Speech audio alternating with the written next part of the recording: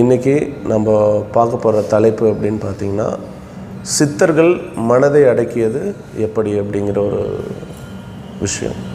சித்தர்கள் இல்லை, பொதுவாகவே நம்மளுடைய மனசை எப்படி நம்ம கட்டுப்பாட்டுக்குள்ளே வச்சுக்கிறது, அதை எப்படி ஒருங்கிணைக்கிறது அப்படிங்கிற அந்த ஃபார்முலா தெரிஞ்சுக்கிட்டால் நம்ம வந்துட்டு வாழ்க்கையில் நிறைய வெற்றிகளை நம்மளால் அடைய முடியும் அப்படிங்கிறதுக்காக தான் இந்த டாபிக் இன்றைக்கி எடுத்து பேசுகிறோம். பொதுவாக இந்த மனதுடைய தன்மை என்ன அப்படின்னா, நம்மளை எப்பயும் கீழான நிலையில் இழுத்துக்கிட்டு போயிட்டே இருக்கும் நம்மளுடைய மனசு. அதனால தான் அதை அடக்கணும், அதை ஒருநிலைப்படுத்தணும், கட்டுப்படுத்தணும் அப்படின்னு நம்மளுடைய முன்னோர்கள் நமக்கு நிறைய சொல்லிட்டு வந்துகிட்டே இருக்காங்க. மனதை கட்டுப்படுத்துறது அவ்வளோ எளிமையான விஷயமா அப்படின்னா கிடையாது. மனதை புரிஞ்சிக்காமல் அதை கட்டுப்படுத்த முயற்சி பண்ணுறது, தியானம் பண்ணுறது, தவம் பண்ணுறேன்னு சொல்லிட்டு புருடா வேலையெல்லாம் பண்ணிவிட்டு இப்போ நிறைய இடங்களில் போய் மாட்டிக்கிறது மக்கள். மனிதனுடைய மனதோட இயல்பு என்ன அப்படின்னு ஒரு விஷயத்தை தெரியாமல் நம்ம அதை எப்படி நம்ம கட்டுப்பாட்டுக்குள்ளே கொண்டு வர்றது. இப்போ நீங்கள் ஒரு குதிரையை அடக்கணுன்னா குதிரையை பற்றி படிச்சிருக்கணும், அதனுடைய இயல்பு என்ன, அதனுடைய இயற்கையான குணாதிசயங்கள் என்ன அப்படின்னு தெரிஞ்சால் அதுக்கு தகுந்த உபாயங்களை, டெக்னிக்ஸ், நுணுக்கங்களை பயன்படுத்தி அதை நம்ம கட்டுப்பாட்டுக்குள்ளே ஒரு குதிரை பாகன் எப்படி கொண்டு வர்றாங்களோ அந்த மாதிரி நம்மளாலையும் கொண்டு வர முடியும். நமக்கு எதுவுமே தெரியாமல் நம்ம சும்மா யூடியூப்பில் கூகுளில் போயிட்டு யாரோ ஒருத்தர் சொன்னான்னு எதையாவது ஒரு பயிற்சி செய்கிறது, என்னமாவது ஒன்று பண்ணிவிட்டு எனக்கு அதில் வெற்றி இல்லை அப்படின்னு சொல்லி நம்ம புலம்பிட்டு தான் இருக்கிறோம். ஸோ மனம் என்பது அதுதான் சொல்கிறேன், நீங்கள் அந்த மாதிரி கண்ட மேனிக்கு போய் பார்க்குறதே மனதோடைய தன்மை தான். மனதை புரிஞ்சிக்காமல் நம்ம போய் அதை நம்ம கட்டுப்பாட்டுக்குள்ளே கொண்டு வர்றது முட்டாள்தனத்தின் உச்சகட்டம், அறியாமையின் உச்சம் அப்படின்னு கூட சொல்லலாம். இந்த மனம் எப்பயும் நம்மளை சீரழிவுக்கு உள்ளாக்கிக்கிட்டே இருக்கும். நம்ம எந்த ஒரு செயலையும் வெற்றியடையாமல் போகிறதுக்கு மிக அடிப்படை காரணம் நம்மளுடைய மனம் பற்றின புரிதல் இல்லாதனால தான் நாமளும் ஒரு வெற்றியாளராக இல்லாமல் நம்மளுடைய சந்ததிகளும் வெற்றியாளராக இல்லாமல் இருக்கிறாங்க. மனதை வென்றவனை தான் நம்ம என்ன பண்ணுறோம், கையெடுத்து தொழறோம் இல்லைங்களா? இதை எப்படி ஒரு நம்மளுடைய முன்னோர்கள், நம்மளுடைய சித்தர்கள் எப்படி மனசை தன் வயப்படுத்தினாங்க அப்படின்னா, மனதுடைய தன்மை, இயல்பை புரிஞ்சுக்கணும். அப்போ அதுக்கான மனசுக்கு என்னெல்லாம் பிடிக்காதோ அதை பயிற்சியாக மாற்றினாங்க. மனசுக்கு என்னெல்லாம் பிடிக்காது அப்படின்னு கண்டுபிடிச்சாங்க. ஒரே வார்த்தையை திரும்ப திரும்ப சொல்லிக்கிட்டே இருந்தோம்னா மனசுக்கு பிடிக்காது. கவனிச்சிருக்கீங்களா? ஒரே வார்த்தையை சொல்லிக்கிட்டே இருந்தால் மனதிற்கு பிடிக்காது. அப்போ என்ன பண்ணாங்க, மந்திரங்களை உச்சாரணை பண்ண ஆரம்பித்தாங்க. மந்திரக்கட்டு, மந்திரம் என்னும் அந்த சாட்டையால் குதிரையை அடித்து பழக்க ஆரம்பிக்கிறாங்க. உனக்கு இதுதானே யாருக்காவது அடித்தா பிடிக்குமா என்ன? கண்டிப்பாக பிடிக்காது. அப்போ என்ன பண்ணுறாங்க, மந்திரம் என்ற ஒரு சாட்டையால் மனசை அடிக்க ஆரம்பிக்கிறாங்க. மனசு திமிரும், ஓடும், உட்காரும், என்னென்னமோ பண்ணும்.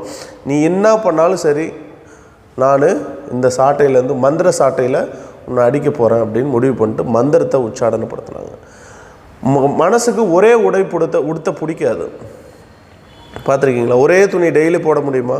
இல்லை நம்ம பார்க்குறதுக்கு டெய்லி ஒருத்தர் ஒரே ட்ரெஸ்ஸில் வர்றாரு. ஆனால் பிராண்டட் பீப்புள்ஸ் பார்த்திங்கன்னா, பிராண்டட் பீப்புள்ஸ் நான் சொல்கிறது கார்ப்பரேட்டில் நிறைய இடங்களில் பார்த்திங்கன்னா யூனிஃபார்மிட்டி இருக்கும். கோட்னா கோட் போட்டு தான் மீட்டிங்கில் வருவாங்க. கலர்ஃபுல்லாலாம் அங்கே ஒன்றும் நடக்காது. புரியுதுங்களா? அதே மாதிரி இப்போது இந்த சாதுக்கள், சித்தர்கள், முனிவர்கள் இவங்களுடைய யூனிக் ட்ரெஸ் என்ன?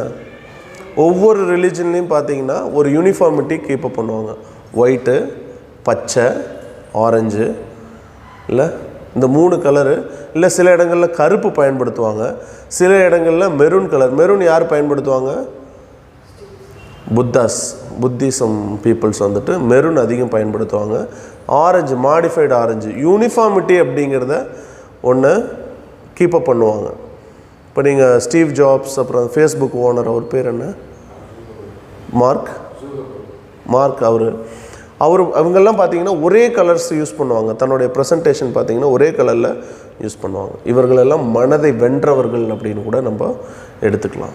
இந்த ஸ்பிரிச்சுவல் ப்ராக்டிஸில் இருக்கவங்க பார்த்திங்கன்னா ஒரே மாதிரி ஆரஞ்சு காவி துணி போடுறதுக்கான காரணம் ஏன்னா, கண்ணு கலராக பார்த்துச்சு அப்படின்னா மனசு குதிக்க ஆரம்பிக்கும். அப்போது ஒரே மாதிரியான கலர்ஸ் உருவாக்குவாங்க.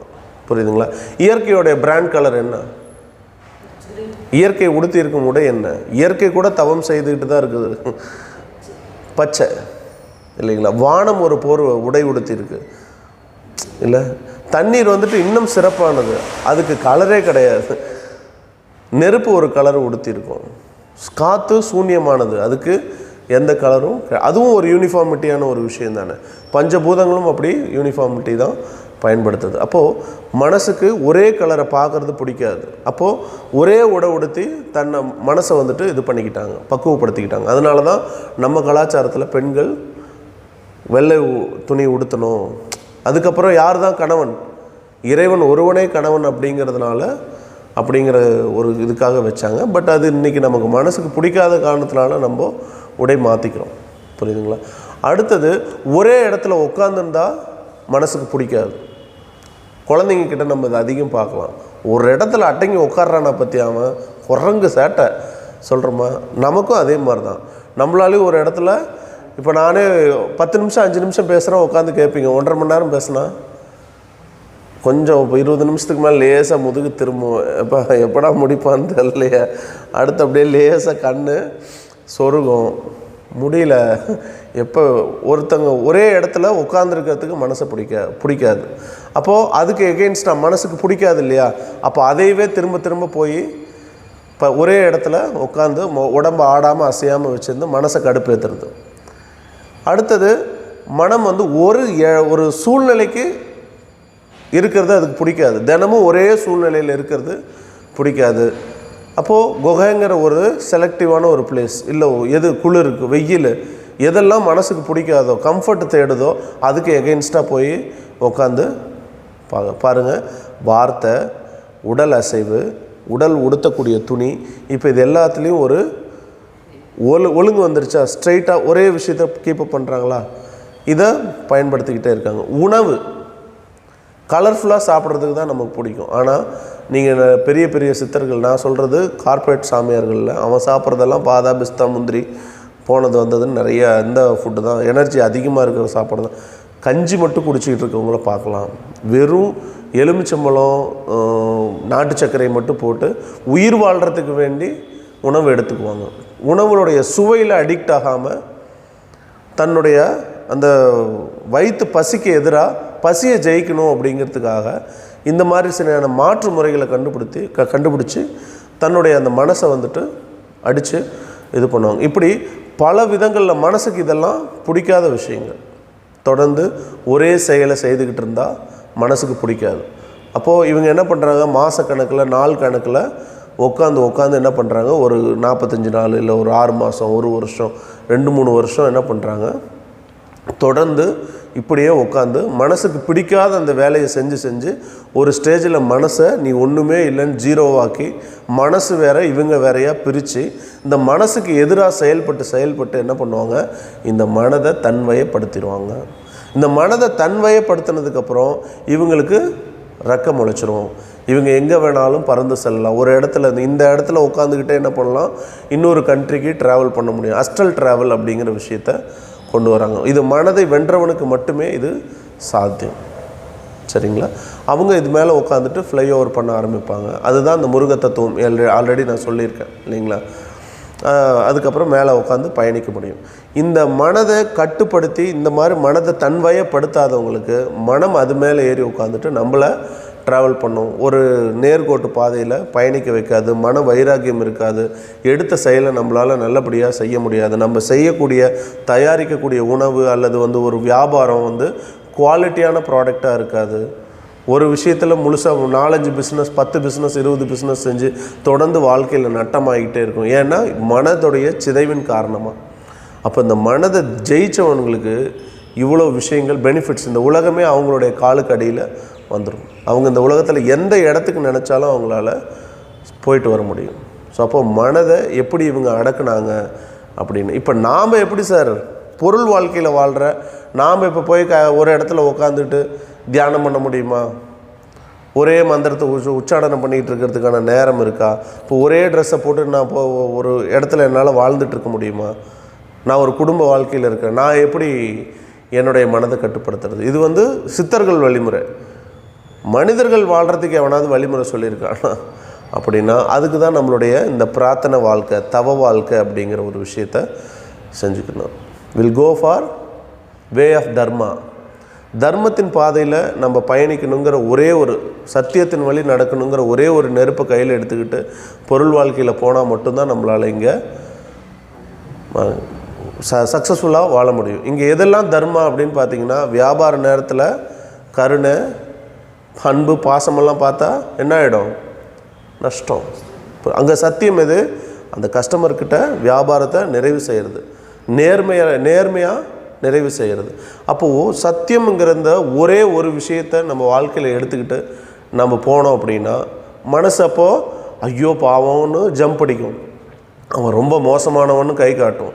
நீ யார் என்ன கை காட்டினாலும் சரி, என் வழி சத்தியத்தின் வழின்னு நாம் பொருள் வாழ்க்கையில் உள்ளவங்க இப்படி ட்ராவல் பண்ணோம் அப்படின்னா மனதை நம்மளால் எளிமையாக கட்டுப்பாட்டுக்குள்ளே கொண்டு வர முடியும்.